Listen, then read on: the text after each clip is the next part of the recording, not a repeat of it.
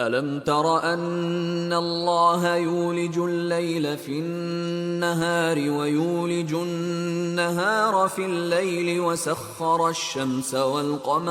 وَسَخَّرَ الشَّمْسَ وَالْقَمَرَ كُلٌّ يَجْرِي إِلَى أَجَلٍ مُّسَمًّى وَأَنَّ اللَّهَ بِمَا تَعْمَلُونَ خَبِيرٌ۔ کیا آپ نہیں دیکھتے کہ اللہ رات کو دن میں اور دن کو رات میں داخل کرتا ہے؟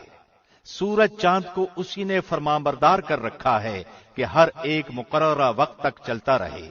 اللہ ہر اس چیز سے جو تم کرتے ہو خبردار ہے۔ Do you not see that Allah causes the night to enter the day and causes the day to enter the night and has subjected the sun and the moon, each running its course for a specified term, and that Allah, with whatever you do, is acquainted?